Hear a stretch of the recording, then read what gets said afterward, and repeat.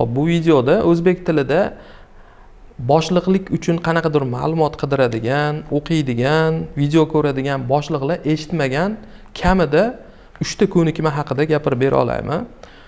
Va ishonamanki, buni mendan oldin hech kim gapirmagan. Lekin men xohlaymanki, aynan shu ko'nikmalar boshliqlarda bo'lishini. Xo'p, birinchisi juda ham kamyob ko'nikma. Men hayotim davomida 13 yil yaxshi kompaniyalarda ishlagan bo'lsam, bir marta duch kelganman bunaqa ko'nikmasi bor boshliqqa. Va bu ko'nikma bilan ishlash u uchun juda ham qiyin bo'lsa kerak deb o'ylayman. Bu nima ko'nikma? Bu o'zidan kuchli kadrlarga imkoniyat berish.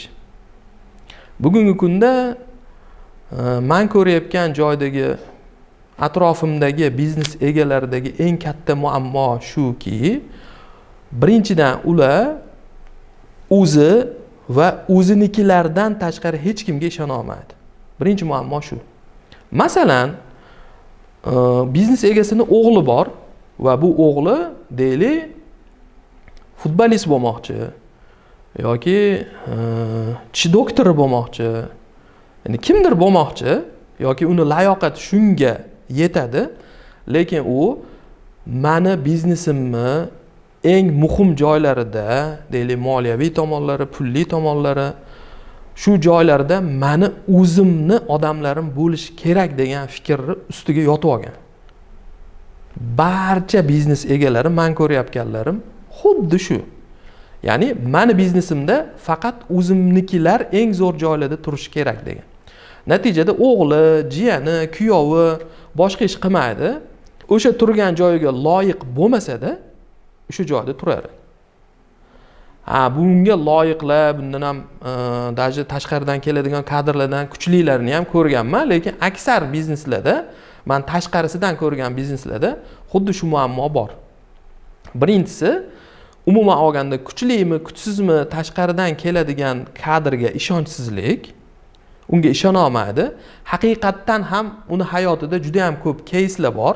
Ya'ni kimni ishonib yoniga tortsa, u odam chekkadan, ya'ni qarindosh emas, o'g'li emas, yaqin emas, chekkadan tortigan, aynan o'sha odam uni ishonchini oqlamagan. Ishonchini suiiste'mol qilgan, ya'ni pulini yeb ketgan, qarzga botirgan, biznesini yoki qulashiga sabab bo'lgan.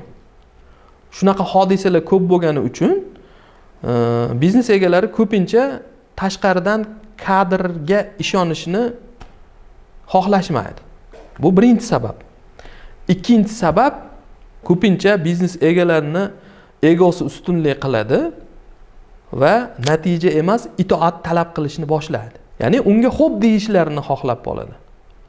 Prosta u omadli yurishlarni qildi, biznesda ma'lum bir darajaga erishdi va endi u qo'lida nechtadir xodimni ishlatishi mumkin va bu xodimlarning ichida menejer xodimlar yoki asosiy bo'g'in xodimlari 10 ta, 20 ta, 30 tani tashkil qilsa, shu 10 ta odamga oyiga 10 milliondan 100 million oylik berib ishlata oladigan darajaga chiqdi uni biznesi. Lekin endi o'zi hech narsa qila olmaydi. Unga shu 10 ta yoki 20 ta yoki 30 ta biznesning kengligiga qarab odam kerak. Ana shu joyda u ma'lum bir pog'onaga olib chiqdi-ku biznesni. Endi xuddi shu pog'onaga chiqqanda, chiqqunchalik bo'lgan holatda o'zini aqli bilan yetib chiqdim deb o'yladi. Vaholanki unga juda ham ko'p omillar sabab bo'ladi. Kerakli paytda bo'lgani, unga atrofdan hujum bo'lmagani, ya'ni juda ko'p omillar. Bu boshqa mavzu. Lekin shu joygacha chiqdimi, demak o'zini aqlli his qiladi. Demak o'zini zo'r deb o'yladi. Va men xodim yollayman deydi. Unga 10 milliondan pul beraman deydi. Lekin u menga xo'p desin deydi. O'ylab ko'ring, u 10 milliondan 10 ta eng zo'r xodimiga 100 million pul to'layapti. Lekin ular o'ylamayapti, hech narsani o'ylamayapti, hech narsa qilmayapti. Shunchaki buni aytganlarini amalga oshirib yuribdi xolos. Vaholanki ularga o'ylashi uchun pul to'lash kerak edi bu. Shu 10 millionmi, 15 millionmi, qanchadir millionni ularni o'ylashi uchun to'lash kerak. Lekin boya aytganimdek, bu shuncha darajaga o'zim yetdimmi? Demak, bular meni o'yinimni buzib qo'yadi. Bular menga faqat xo'p deyish kerak deb o'ylaydi. Unga shunchaki itoat kerak, natija emas. Endi shunchaki itoat kerak bo'lgan odam o'zini ziyoniga bo'lsa ham qaror qabul qilar edi. Ziyon unga u. Oyiga 10 tasiga 100 milliondan pul chiqib ketyapti. U ziyon unga. Lekin unga itoat kerak, unga xo'p deyishlar kerak. Nimaga u shu darajaga o'zim olib chiqdim, demak men eng aqlliman deydi. Meni aqlim meni qolgan 10 ta odamga ham yetadi deydi. Endi hamma ishni, hamma natijani bir kishi qilgan joyda qolganlar nima keragi bor? Baribir sen qilyapsan-ki, qolganlar nima ishga olding? Bu ikkinchi sabab. Tushundingizmi? Birinchisi ishona olmaydi chekkadan kadr olishga. Ikkinchisi itoat talab qiladi, xo'p deyishlarni xohlaydi. Endi uchinchi sabab qo'rqadi. Bu qanaqa qo'rqadi? Bu keladi biznesimni o'zlashtirib chiqib ketib o'zini shaxsiy biznesini qilishi mumkin degan qo'rquv bor. Yoki o'zini reputatsiyasidan, o'zini obro'siga bo'lgan qo'rquv bor. Bu keladi, obro'si bundan oshib ketadi.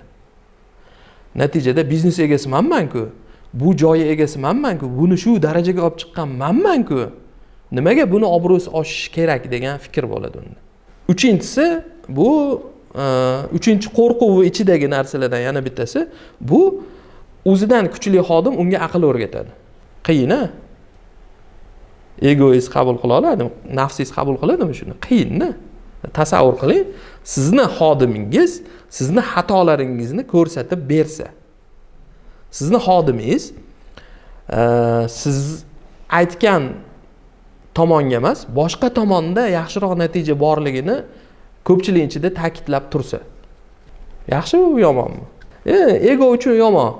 Eng qiziq joyi shunda-da, biz har doim ishga ishqqa aralashtirib yuboramiz. Har doim. Ya'ni bizni ishimiz bu professional bitta narsa, hayotimiz o'zimizning shaxsiy hayotimiz emas-da. Biz professional ishimizga ham o'zimizning emotsiyalarimizni, egoyimizni, hamma narsamizni tiqishtirib tashlaganmiz. Hech kim bilan professional kelishuvimiz yo'q. Hamma bilan emotsional kelishuvlarimiz bor. Hech qanaqa professional hech narsa yo'q. Professionallikdan uzoqlik sababli odamlar o'zidan kuchliga imkoniyat bera olmaydi. Yechim birinchisi sizda har doim ishonch va kuzatuv bo'lsin. Siz qarindoshingiz bo'lmagan yot odamni ishga olyapsiz. Siz unga ishonch bering, lekin kuzatib turing. Xo'p, uni qanaqa qilasiz? Qanaqa kuzatish mumkin? Bu shu boshliq uchun kerakli top ko'nikmalarni keyingisi, ya'ni qo'l ostidagilarni baholay olish degan joyda bunga aytib ketamiz. Haligi qanday qilib uni ishonchda va nazoratda ushlab turish mumkinligi haqida. Endi ikkinchi asosiy yechim bu o'zingizni o'zingizdan kuchlilar bilan ishlashga tayyorlang va qo'rqmang, qo'rquvni yenging. Nimaga men sizga sabab aytib beraman. Tirikchilik qilishni biz atrofimizda hozirgi paytda ikkita yo'li bor. Biri biznes qilish, biri biznes egalariga yollanib ishlash. Va atrofingizni kuzatib ko'ring, nechta biznesmen bor, nechta yollanib ishlaydigan odam bor. Qaysi biri ko'p? Yollanib ishlaydigan odamlar bugungi kunda juda ham ko'p. Nima bugun emas, har doim ham juda ham ko'p bo'lgan. Nimaga? Nimagaki hammada ham biznes qoni yo'q. U sizdan aqlli bo'lishi mumkin, u sizdan ko'p narsa bilishi mumkin, u sizdan IQsi baland bo'lishi mumkin. Lekin unda biznes qoni yo'q. Tushunyapsizmi? Hamma ham biznesmen bo'lib tug'ilmaydi, hamma ham biznes qilishni og'irligini yelkasiga olavermaydi. Meni tabiatim shunaqaki, men muntazam bosimga dosh bera olmayman. Biznes bu muntazam bosim. Biznes shunaqa narsa. Hozir biz ko'ramiz ko'pchilik bizneslarni bu zo'r, voy mazza, xohlagan payti uxlaydi, xohlagan payti ishga chiqadi. Biz deylik 8 da ishga chiqamiz, u 10 da chiqishi mumkin deb o'ylaymiz. Lekin biznes shunaqa narsaki, qachondir siz rosa ishlaysiz, hech kim pul to'lamaydi. Ishlaysiz, hech kim sizga pul to'lamaydi. Keyin siz ishlamaysiz, sizga pul to'lay boshlashadi. Lekin pul to'lashmasa ham ishlashga rozi bo'lgansiz qachondir. Va bu juda ham katta bosimni, juda ham qiyinchilikni, juda ham murakkabliklarni, juda ham chigalliklarni sizni boshingizdan o'tkazishingizga sabab bo'lgan. Endi meni tabiatimni aytdim, bosimga chidolmayman. Masalan, men har kuni ertalab ishga kelaman, 35 kilometr yo'l bosib ishga boraman men. O'zimni mashinamni minib. Va bu yo'lda yurganimda har doim orqamda mendan tez yurmoqchi bo'lgan odamlar bo'ladi mashinasida. Juda ham ko'p bo'ladi. Men ularni meni mashinam ham yomon emas, tez yuradi mashinam ham. Bemalol ularni o'tkazmasligim ham mumkin. Bittasini o'tkazmayman, ikkitasini o'tkazmayman, lekin muntazam men bu tezlikda yurishga bardosh bera olmayman. Oxiri men yengilamanda chekkaga o'taman. Keyin ular mendan o'tib ketadi. Keyin yana yuraman, yana kimdir mendan yo'l so'radi, yana men chekkaga o'tib ketaman, yana ular o'tib ketadi. Biznes xuddi shunaqa narsa. Siz muntazam bosimda turasiz, hech kimni o'tkazmasligingiz kerak. Muntazam gazni bosib oldinga qarab ketishingiz kerak. Biznes qilayotgan odam shunaqa. Shu bosimga chidaysizmi, siz biznesmen bo'lasiz. Shu bosimga men chidolmayapmanmi, men sizni qo'lingizda yollanma odam bo'lib ishlayman. Bu majburiy. Nimaga? Nimagaki men ortiqcha bosimga dosh bera olmayman. Ertalab 8 da ish joyimga borib o'tiraman, ishim haqida o'ylayman, obetimni qilaman, tanaffusimni qilaman, 5 ta ishimni tugatamanmi, bo'ldi, men ish haqida o'ylamayman. Men endi o'rtoqlarim bilan qayergadir borish haqida o'ylayman. Men endi futbol ko'rish haqida o'ylayman. Men nimadir haqida, o'zimni shaxsiy hayotim haqida o'ylayman. Bo'ldi, xotirjam qo'shig'imni eshitib yana yo'limda davom etaman. Biznes egasichi 24 soat biznes haqida o'ylashga majbur. Ya'ni 24 soat orqasidagi odamni o'tkazib yubormaslik uchun gazni bosishga majburda. Men xohlagan paytim chekkaga chiqib sekinroq yurib, to'xtab ketishim mumkin. Nimaga biznesim ziyon ko'rmadi? Meniki emas u. Meni hech narsam kuymaydi edi. Farqini bilib olyapsa, biznes qilish bu oson ish emas. Sizni qo'lingizga yollanma xodim bo'lib boribdimi, demak u biznes qilishga toqati yo'q. Demak u bu bosimni ko'tarishga uni toqati yo'q, uni kuchi yo'q bu bosimni ko'tarishga. Shuning uchun u sizni qo'lingizda yollanma ishchi bo'lib turibdi. Agar u biznesmen bo'lganda yo biznesmen qoni bo'lganda sizni qo'lingizga bormasdi. Endi u aqlli, endi u sizni biznesingizni sohasida juda ham ko'p narsalarni biladi. Buni nimaga qiyoslash mumkin? Men buni raqamlarga qiyoslayman. Har doim biznes qila oladigan odamlarni 1 dan 9 gacha bo'lgan sonlardan, raqamlardan bittasi deb o'ylayman men. O'zini darajasiga qarab, bilimi, ko'nikmasi, puliga qarab, yoki 1 yoki 7 yoki 9 nechidirda u. Lekin u shunchaki bir xonali, bir xolos. Endi siz aqlli, o'zingizdan kuchli xodimni ishga olish bilan ana shu o'zingizda turgan 1 2 3 4 qaysidir raqamni yoniga 0 qo'shgan bo'lasiz.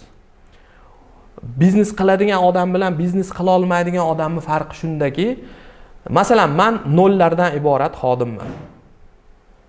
Men o'zim juda ham aqlli bo'lsam, menda 0 ko'p bo'lishi mumkin, lekin men o'zim yaxlit bir sonni tashkil qilmayman.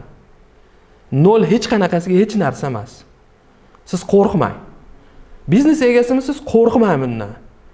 Nimaga? 0 hech qanaqasiga sonni tashkil qilmaydi. 0 dan 1000 ta yozing, u 0 ligicha qolaradi. Undan ortiq emas. Endi siz 1 bo'lsangiz, siz o'zingizni yoningizga qanchalik kuchli xodimni jalb qila olsangiz, unda shuncha 0 ko'p bo'ladi. Endi biznesingiz darajasini o'lchab ko'ring. Agar siz yoningizga bitta 0li, o'zingiz xohlayotgan, sizga xo'p deydigan, aytganlaringizni qiladigan, shunchaki itoatkor bitta 0li xodimni yolladingiz, siz 10 bo'lasiz. Agar 1 bo'lsangiz. Agar 5 bo'lsangiz 50 bo'lasiz. Undan u yoq bo'la olmaysiz. 2 ta 0 bo'lsa 500 bo'lasiz. 3 ta 0 bo'lsa 5000 bo'lishingiz mumkin. Siz eng kuchli xodimni yollang, unda 5 ta yoki 6 ta 0 bo'lsa, siz million bo'lyapsiz. Yoki siz 5 million yo 7 million bo'lyapsiz. Qanoq qilib? Haligi 0lar yordamida. Lekin u 0 siz bilan 1 bo'lgani uchun yaxlit sonni tashkil qildi. U o'zicha baribir hech kim bo'la olmasdi. Ko'rdingiz, sizdan kuchli odam shunchaki biznesingizni kuchaytiradi xolos.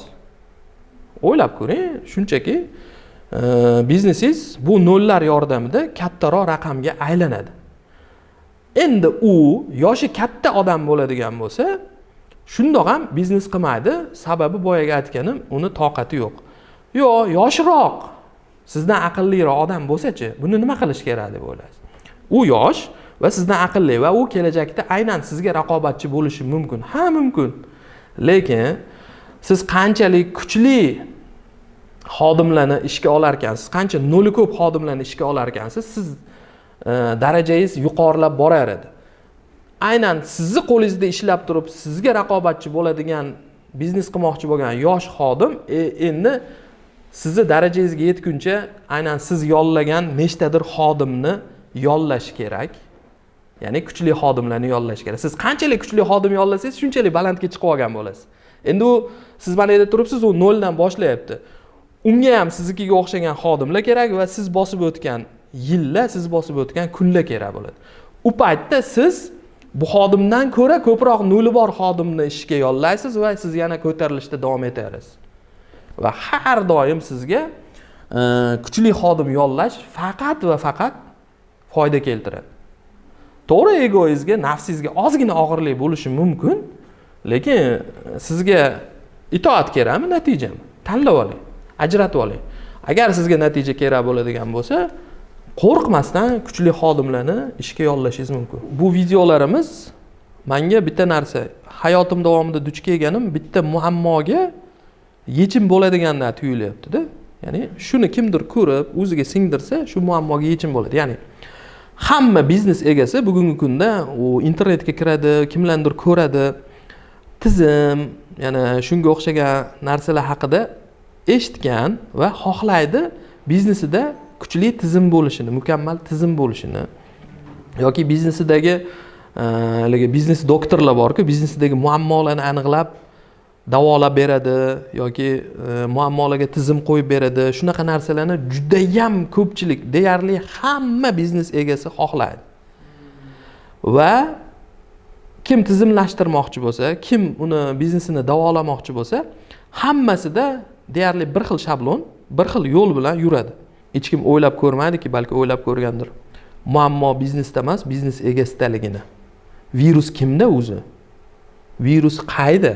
Biznesdami, biznes egasidami? Men ko'rganlarda virus biznes egasida. Men gapirmoqchi bo'lgan gaplar, men aytmoqchi bo'lgan gaplar aynan uni biznesini yuritish, xodim qabul qilish, xodimlarni boshqarishda aynan absolut dasturul amal bo'lmasligi mumkin. Lekin u biznes egasi o'zidagi muammolarni aniqlab oladi men gapirgan gaplarni agar eshitsa. Ya'ni muammo kimda? Tizimdami, tizimsizlikdami? Любой joyda o'zi tizim bo'ladi. To'g'ri yoki noto'g'ri ishlaydigan tizim bo'ladi. Tizimsiz hech narsa qilib bo'lmaydi. Faqat bu tizimga bo'lgan munosabatda qoldi gap.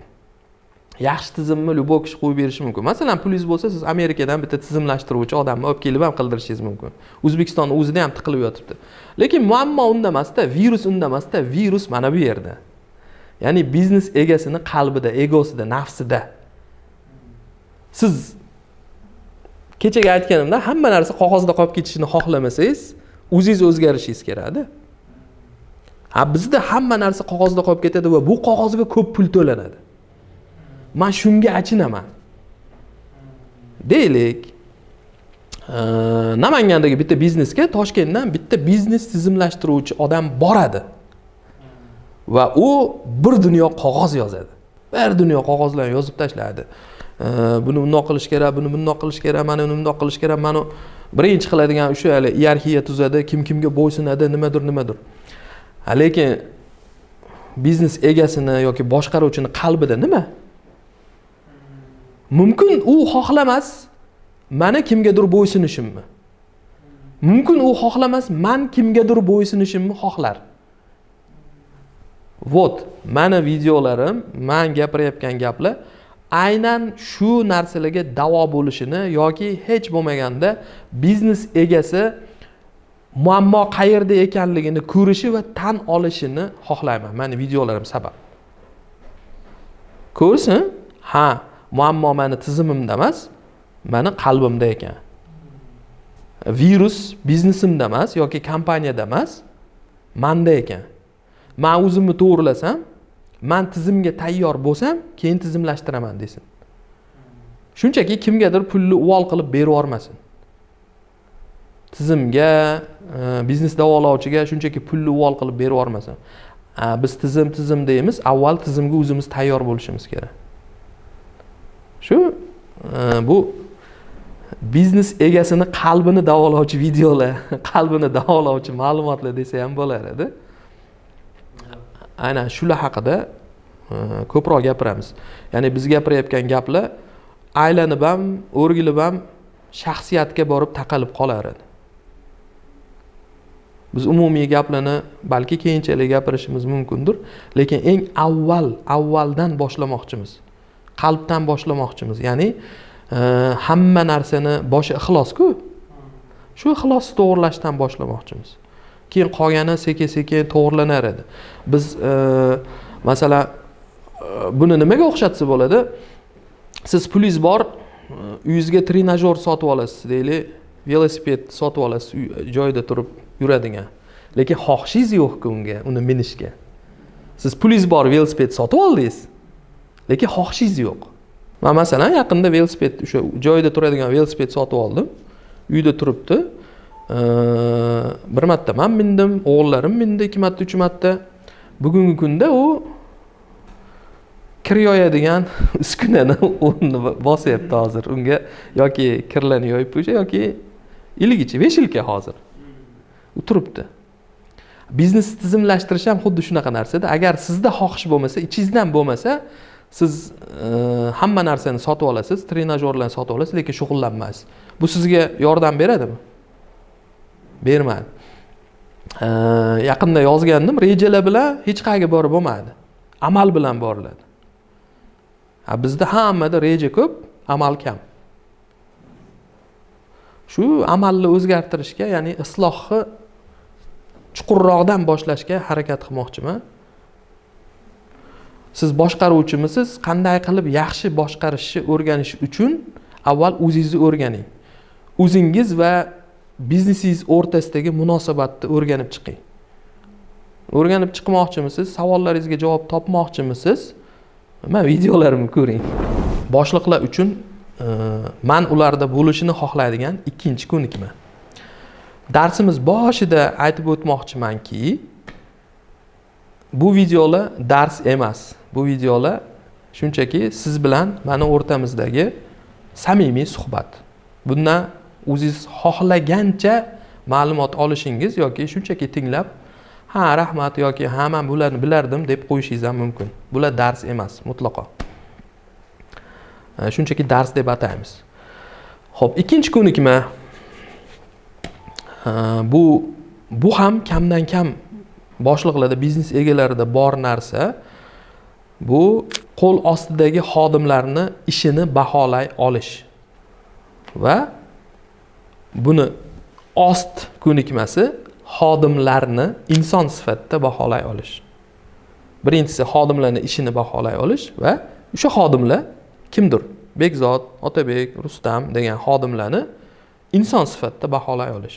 Bu ikki narsa boshqaruvchi uchun, boshliq uchun juda ham muhim narsa. Nimaga?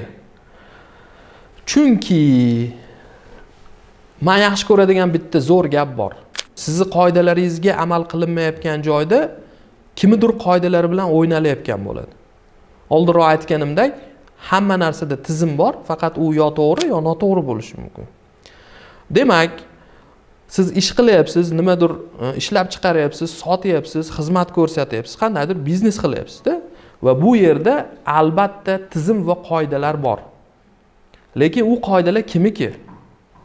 Agar siz o'zingizni faoliyat yuritayotgan sohangizni zo'r bilsangiz, o'zingiz faoliyat yuritayotgan sohadagi xodimlarni, ular nima ish qilish kerakligini zo'r bilsangiz, demak u yerda sizning qoidalaringizga amal qilinishi mumkin.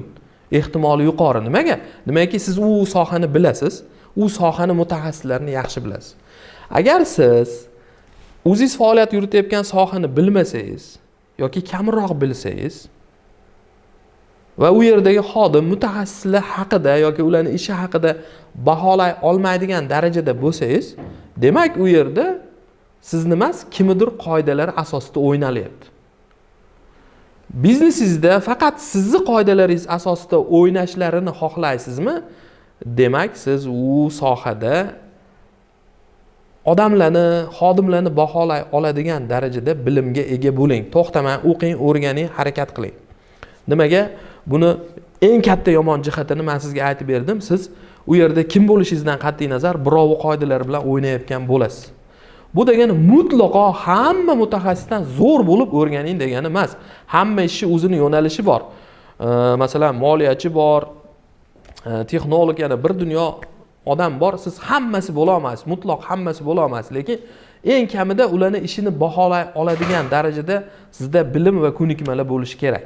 Buni yomon tomonlarini bittasini aytib berdim. Eng kattasini, demak, birov qoidalari asosida o'ynayapsiz shu paytgacha. O'zingizni qoidalaringiz asosida o'ynash vaqti keldi. Buning uchun nima qilish kerak? Sizda aynan soha bo'yicha ma'lumotlar yetarli bo'lgandan keyin siz bitta narsani unutishingiz kerak.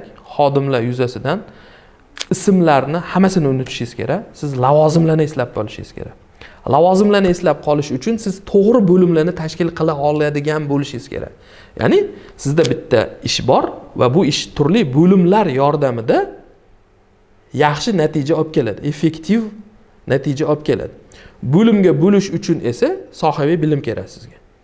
Eng kamida o'sha sohani nima ish qilishini bilib olishingiz kerak.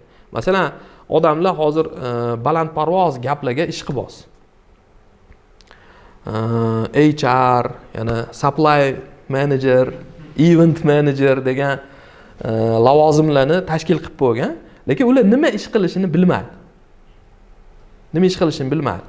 Natijada aynan o'sha ishlarni yoki o'sha bo'lim qilish kerak bo'lgan ishlarni odamlarga buyuradi. Falonchi Rustamjon mana uni bundoq qil. Ikromjon mana uni tepadan tashla degandek. Nimaga? Chunki sohada yetarli bilim va ko'nikma mavjud emas. Demak, boshqalar qoidasi bo'yicha o'ynayapti. Ikkinchi yomon tomoni,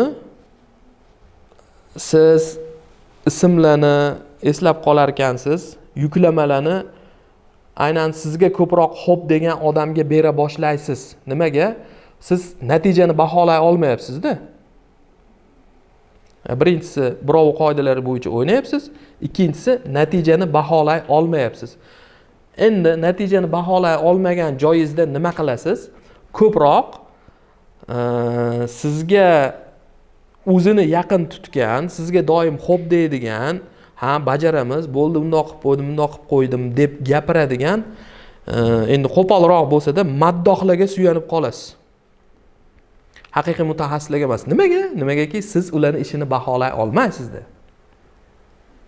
Xo'p, bittasi siz bilan umuman salomlashmadi ham, ertalab kelganda salom ham bermadi, lekin ishini yorib qo'ydi.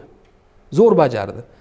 Ikkinchisi, qachon siz kelsangiz sizni kutib oladi, yugurib chiqib kutib oladi, salom beradi, balandparvoz gaplarni gapiradi, unoq qildik, bunoq qildik, zo'r qilib qo'ydik, siz aytganingiz bo'yicha qildik, to'g'ri aytgan ekansiz, kechagina ham yaxshi aytuvdingiz degan gaplarni gapiradi-da, lekin u o'zini biriktirilgan vazifasini zo'r bajarmaydi. Xodimlarni baholay oladigan, ishni baholay oladigan odam bo'lganingizda, boshqaruvchi bo'lganingizda, birinchisini, ya'ni siz bilan so'rashmasa-da, sizga ortiqcha mulozamat qilmasa-da, ishini uddalab qo'ygan odamni zo'rligini bilardingiz va keyingi bosqich topshiriqlarni ham shunga qarab berardingiz. Siz baholay olmaysiz, natijada sizga ikkinchisi ko'proq yoqa boshlaydi va keyingi safar ham ishni unga buyura boshlaysiz. Natijada aralash, chalkashliklar paydo bo'ladi. Keyin bitta muammo kelib chiqadi. Hamma ish qilgan joyda hech kim hech narsaga javob bermaydi. Moliyachi ko'cha supuradi, ko'cha supuradigan odam hisob kitob qiladi. Nimaga siz uni baholay olmayapsiz-da? Lekin hech kim javob bermaydi. Nimaga? Moliyachi aytadi, "Men moliyachiman-ku" deydi. Prosta siz aytganingiz uchun qilib qo'ydim deydi. Natija baribir deydi, natijani bu baholay olmaydi deb turib, o'zi xohlagandaqa qilib berish mumkin u narsani.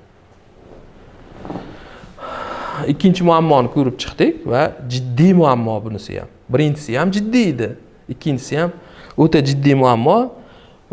Bu natijalarni baholay olmaysiz. Natijalarni baholay olmaganingizdan keyin topshiriqlarni noto'g'ri bera boshlaysiz.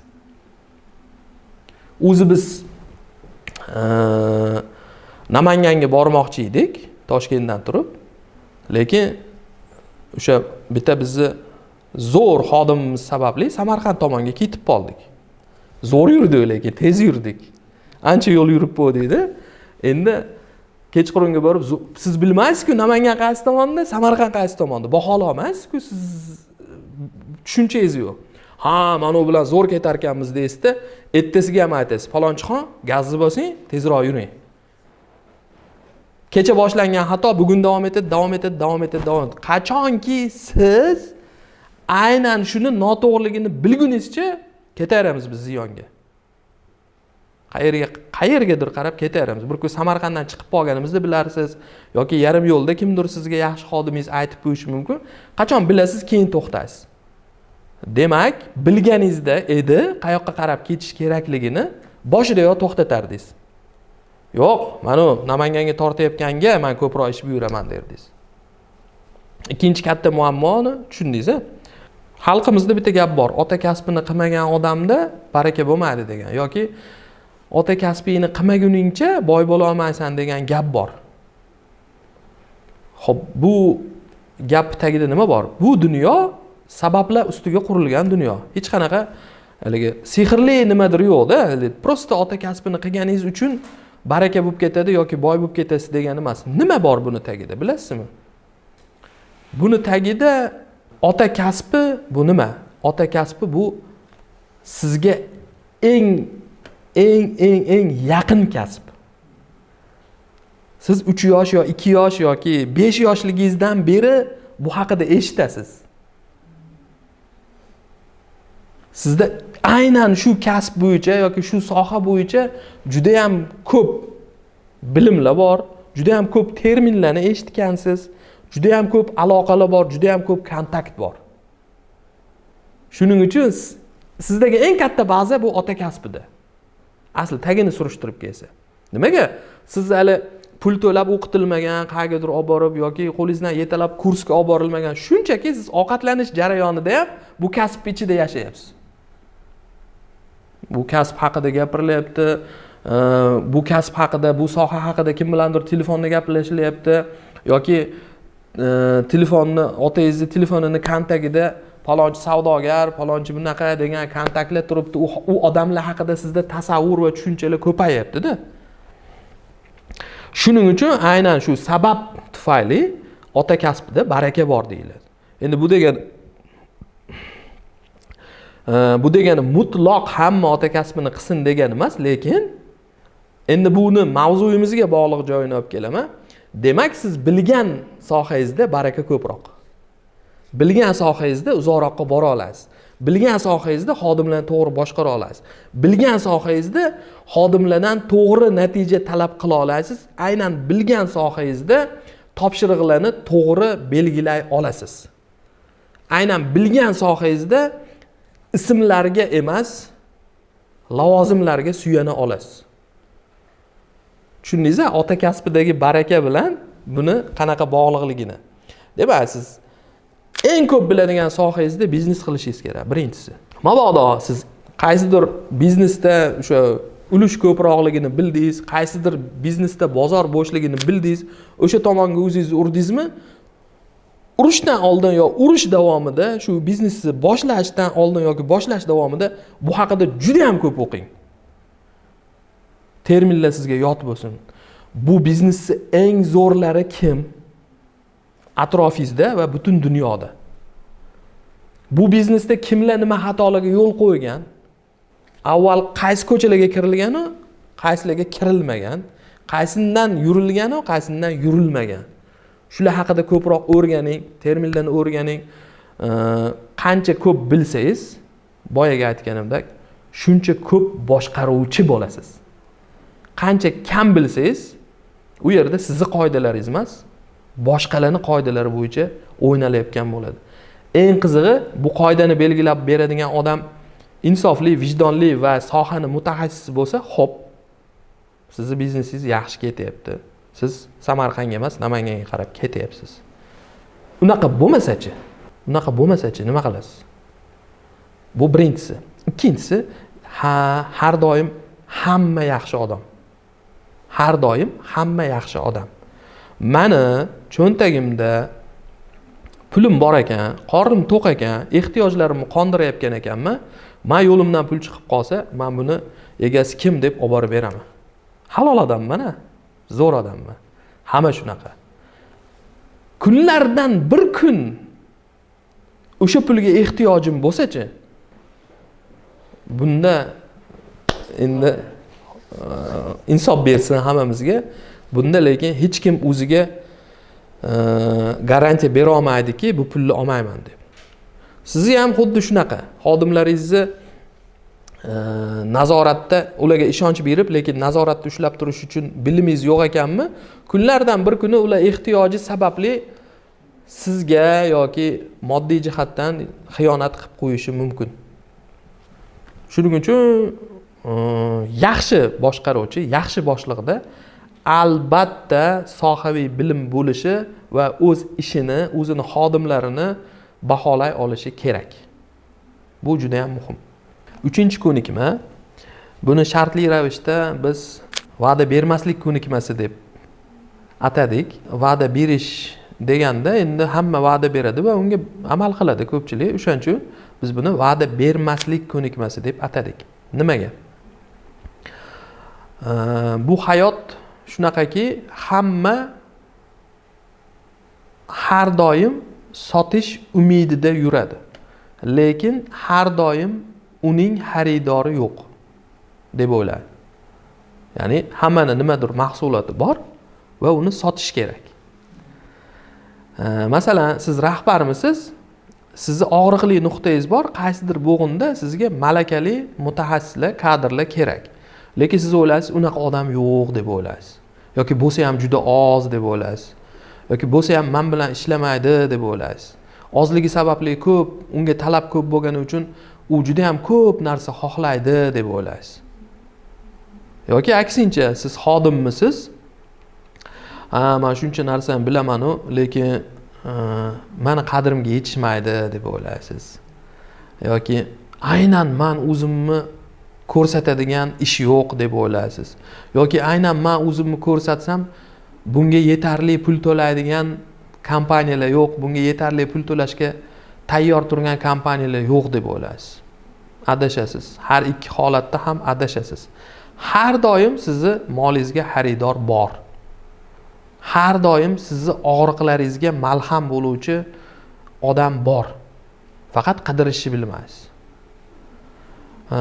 Men hayotim davomida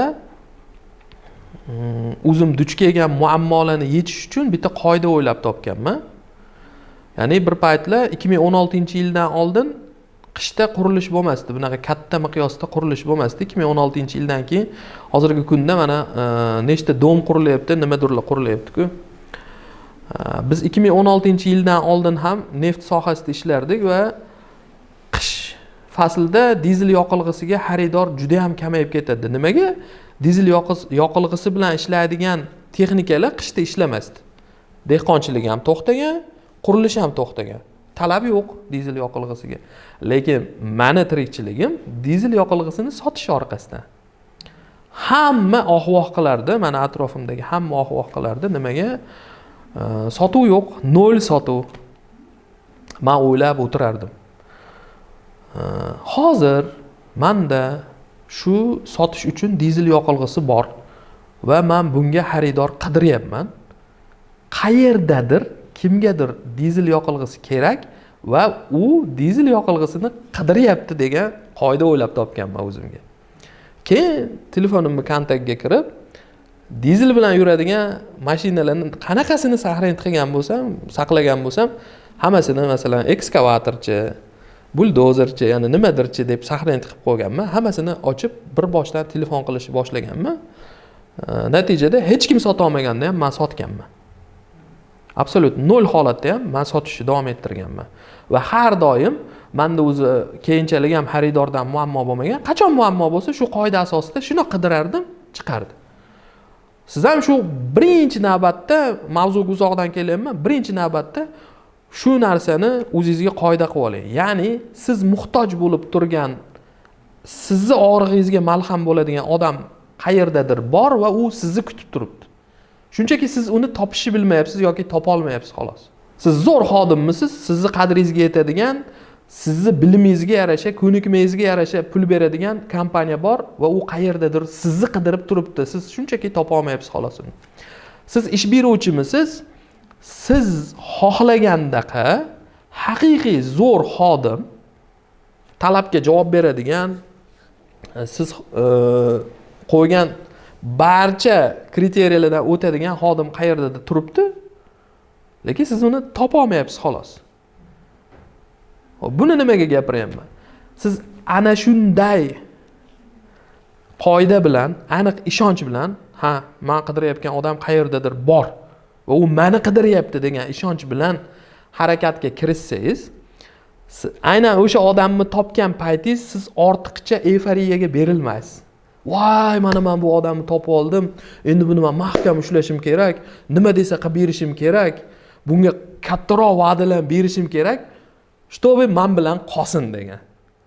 Yoki aksincha, ish qidirib borgan odamsizda top bitib o'sha o'zingiz xohlagan kompaniyaga tushib qoldingiz. Endi voy, men eng o'zim xohlagan kompaniyani topdim. Bu yerda meni qadrlashadi. Bu yerda men aytgan pulni berishadi deb o'ylab turib, o'zingizni darajangizdan ko'proq va'dalarni berib qo'yasiz. Ya'ni men uni qilishni bilasizmi? Ha, bilaman. Ingliz tilini qarang. Voy, zo'r bilaman ingliz tilida. Ilgari men tarjimonlik qilganman. Rus tilini zo'r bilaman. Rus tilida kitob yozganman. Ishonmasangiz she'r aytib beraman degan shunaqa bo'lib ketib qoladi. Nimaga? O'ylaysizki, bunaqa joy bitta deb o'ylaysiz. Yoki siz ish beruvchi bo'lsangiz, bunaqa xodim bitta deb o'ylaysiz. Natijada nima bo'ladi? Suhbat davomida juda ham ko'p va'da beriladi. Xodimni o'sha o'zingiz xohlayotgan malakali kadrni ushlab qolish uchun juda ham ko'p va'dalarni berib yorasiz. Bu va'dalar o'sha paytda chin ko'ngildan beriladi. Birinchi tomoni o'sha paytda chin ko'ngildan beriladi, ya'ni keyinchalik bajaraman degan maqsadda, aldash maqsadida emas. Bajaraman degan maqsadda beriladi. Masalan, siz kompaniya vakilisiz, ish beruvchisiz, biznes egasisiz. Siz bitta rosa ham o'zingiz qidirayotgan xodimni topdingiz, keldi u suhbatga. Siz uni ushlab qolish uchun siz unga juda ham ko'p va'da berasiz. Va ishlashning boshlang'ich nuqtasida bu va'dalaringizni amalda ko'rsatishingiz ham mumkin. Lekin bu hayot, biz hammamiz insonmiz. Ozgina ishlagandan keyin turli sabablarga ko'ra, masalan, unda yetishmayotgan ko'nikma yoki siz tomonidan u xohlagan darajada yaratib berilmagan sharoit, yana boshqa omillar sabab uni ishida pasayish yoki siz kutgandaqa natija chiqmasligi mumkin. Keyin nima bo'ladi? Va'dalar bitta bajarilmaslikni boshlaydi. Natijada boshida emotsional zo'r, men siz bilan bir umrga birga ishlayman, zo'r hammasi deb kelishilgan kelishuv sekin asta nurab, oxiri bu ikki ish beruvchi va ishchi o'rtasida konflikt yoki umuman shartnomani to'xtatishga olib keladi. Oddiy berilgan va'dani bajarilmagani sababli. Shuning uchun siz boshqaruvchimisiz, va'da bermaslikni o'rganing. Buning uchun nima qilish kerak? Yechim bunga sizda har doim har bir xodimni ushlab qolish uchun aniq yozib qo'yilgan hujjat bo'lsin. Aniq yozib qo'yilgan. Buni nomini nima deb atasangiz ham o'zingiz bilasiz. Buni masalan HR da yoki menejmentda turli xil terminlar bor. U nima deb atashingiz o'zingiz bilasiz, lekin siz bilan xodim o'rtasida berilayotgan narsa, va'dalar o'rtasida aniq hujjatlar bo'lsin. Ya'ni va'da emas, KPI. Siz xodimni ushlab qolmoqchimisiz? Unga va'da bermang. Aniq hujjatlar asosida u ko'rsatadigan samaradorlikni baholang. O baholay olish ko'nikmangiz borku, siz bundan oldingi videoni ko'rgansiz. Siz uni aniq baholang va uni qilish kerak bo'lgan ishlarni o'lchang, o'lchovingiz bo'lsin va unga KPI belgilang. Va'da bermang. Senga bundoq qilib beraman, senga bundoq qilib beraman degan og'izaki va'da bermang. Aniq KPI bo'lsin. Xo'p, ikkinchisi sovg'a emas, bonus. Almashtiring bu so'zni. Sovg'a demang, bonus deng. Yoki bonusni nima asosida berishingizni aniq yozib qo'ying. Keyingisi yordam emas, imtiyoz. Menimcha tushunyapsiz. Siz va'da bermang. KPI belgilang. Qo'rqmang, u xodim hech qayerga ketib qolmadi. Ketib qolsa, undan zo'ri qayerdadir turibdi. Shunchaki siz uni qidirib topa olmayapsiz xolos. Uni ushlab qolish uchun va'da bermang. Zo'r xodimni uni ushlab qolish uchun ishlarini baholang va bu baholangan ish asosida unga KPI belgilab bering. Bu uni ham qoniqtirsin, sizni ham qoniqtirsin. Siz uni ushlab qolish uchun sovg'a bermang, uni ishlarini baholang va unga bonus bering. Siz uni ushlab qolish uchun qanaqadir yordamlar bermang, sizda aniq imtiyoz bo'lsin. Imtiyoz bu juda ham cheksiz narsa. Siz xodimingizga xohlagancha imtiyoz berishingiz mumkin, faqat buni qandaydir sabablari bo'lsin. Siz xohlagancha imtiyoz berishingiz mumkin. 5 ta bolasi bor, bolalar maktabga chiqadi, unga yordam berishim kerak. Marhamat, bering imtiyoz. Qanaqadir maktabiga to'lov qilib bering. Yoki u qishda uyda gaz yo'q, o'tin yoqadi. Marhamat, o'tin olib bering. Yoki o'tin olib berishga qanaqadir sharoit yaratib bering. Yoki u uzoqdan keladi, marhamat, unga yo'l kirasini to'lab bering. Lekin har bir qilayotgan ishingiz, xodimni ushlab qolish uchun qilayotgan ishingiz aniq hujjatlar asosida o'lchovli, o'lchamli bo'lsin. Bo'ldi. Shunchaki va'da bo'lmasin. Chunki siz berayotgan va'da ham o'lchovsiz, u qilayotgan ish ham o'lchovsiz. Natijada nisbat miqyosida, masalan, kimnidir ishi menga zo'r ko'rinadi, pul to'layotgan odamga bu kam tuyuladi. Yoki aksincha, kimnidir ishi, o'zi qilayotgan ish to'lanayotgan puldan ko'p deb tushunadi. Qilayotgan ishini to'lanayotgan puldan ko'p deb tushunadi. Xodim, ish beruvchi berayotgan pulini u berayotgan foydadan ko'p deb biladi. Natijada berilgan va'dalar bitta bajarilmay qolib ketadi. Har ikki tomondan uzoqlashish sodir bo'ladi. Shuning uchun aniq o'lchang, qancha pul bermoqchisiz, nimaga bermoqchisiz. U nimalarni sizga bersa, siz nimani berasiz. Shu o'lchov asosida kelishib oling, bo'ldi, masala hal. Yana qaytaraman, va'da bermaslikni o'rganing. Bu juda ham zo'r ko'nikma rahbar uchun. Agar siz bu videomizni oxirigacha toqat qilib ko'rgan bo'lsangiz, sizga qandaydir ozgina bo'lsa ham manfaatli bo'lgan bo'lsa va sizda qo'shimcha savol yoki mulohazalar tug'ilib qolgan bo'lsa, izohlarda yozing. Biz albatta har bir yozilgan izohni o'qib chiqamiz. Bitta bo'lsa ham, 100 ta bo'lsa ham o'qib chiqamiz va izohlaringiz asosida video olishimiz yoki u izohlarga aynan siz uchun javob berishimiz mumkin. Bemalol savollaringizni izohlarda qoldirishingiz mumkin.